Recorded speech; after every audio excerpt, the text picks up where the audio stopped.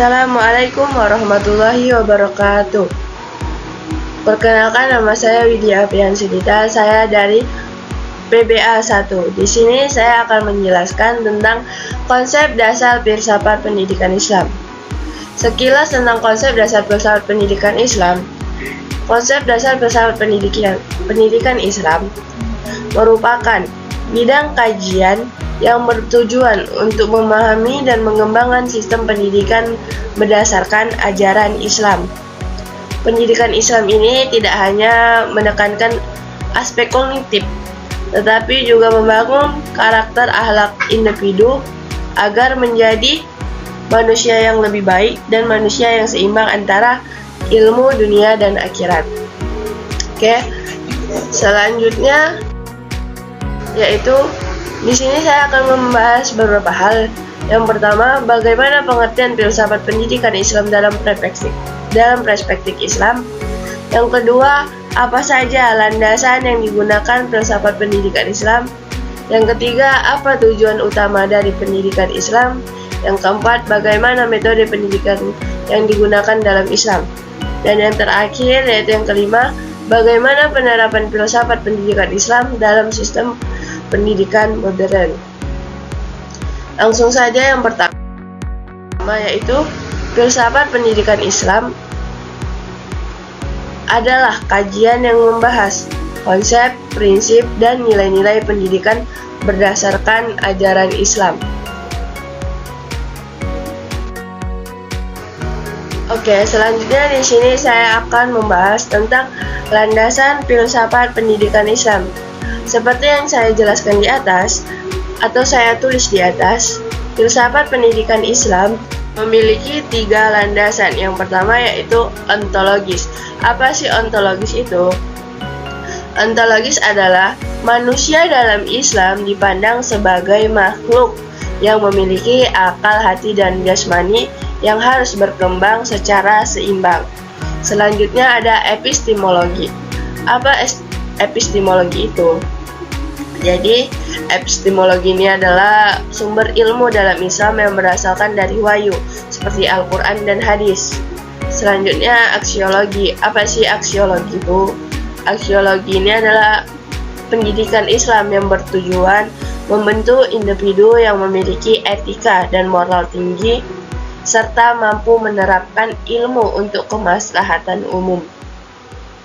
Jadi, ketika kita sudah mendapatkan ilmu, kita mampu menerapkannya kepada orang-orang yang mungkin membutuhkan ilmu-ilmu kita. Oke, selanjutnya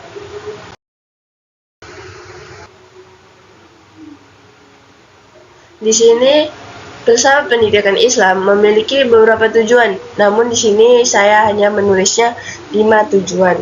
Yang pertama, menanamkan nilai keimanan, ketakwaan kepada Allah Subhanahu wa taala. Yang kedua yaitu mengembangkan akal dan intelektual peserta didik. Yang ketiga, membentuk karakter dan akhlak mulia sesuai ajaran Islam. Yang keempat, mempersiapkan individu agar dapat berkontribusi dan kehidupan. Yang kelima yaitu mewujudkan keseimbangan antara dunia dan akhirat. Tidak kita pungkiri, setiap manusia harus memiliki keseimbangan antara dunianya dan akhiratnya. Oke, selanjutnya di sini saya akan menjelaskan metode pendidikan dalam Islam. Metode yang digunakan dalam pendidikan Islam itu adalah beberapa yang di sini saya tulis. Yang pertama itu ada taklim, pengajaran langsung. Pengajaran langsung ini seperti ketika seorang guru bertatap muka kepada muridnya, yaitu di sekolah atau di kampus seperti kami saat ini. Yang kedua yaitu tarbiyah, pembinaan pengembangan. Pembinaan pengembangan ini ketika seperti seorang guru yang memberikan tugas seperti mereview atau membaca buku. Selanjutnya itu tazkiyah, penyucian jiwa. Penyucian jiwa ini seperti seorang guru yang menasehati muridnya. Selanjutnya itu uswah, keteladanan. Keteladanan ini sama seperti seorang guru yang memberikan contoh langsung kepada anak muridnya. Selanjutnya yaitu mujadalah, diskusi dan dialog. Jadi seorang guru memerintahkan kepada muridnya untuk berdiskusi, atau dalam bahasa Arab disebut dengan muhadasah, seperti itu. Selanjutnya yang terakhir yaitu tahfiz, tadabbur Al-Quran, yaitu guru mendidik pesertanya untuk memahami dan menghafal Al-Quran.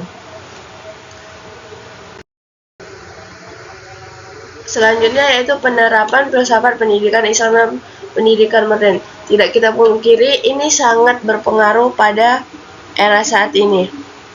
Jadi filsafat pendidikan Islam ini masih sangat relevan dalam sistem pendidikan saat ini. Konsep pendidikan Islam dapat diterapkan dalam kurikulum modern, tidak hanya pada kurikulum klasik seperti dahulu, tapi bisa diterapkan pada kurikulum modern dengan mengintegrasi ilmu agama dan ilmu pengetahuan umum, serta dapat memperkuat pembinaan karakter peserta didik agar memiliki nilai moral yang kuat dalam menghadapi tantangan global. Oke, terima kasih, sekian. Mungkin hanya ini dapat saya sampaikan. Kurang dan lebihnya saya mohon maaf.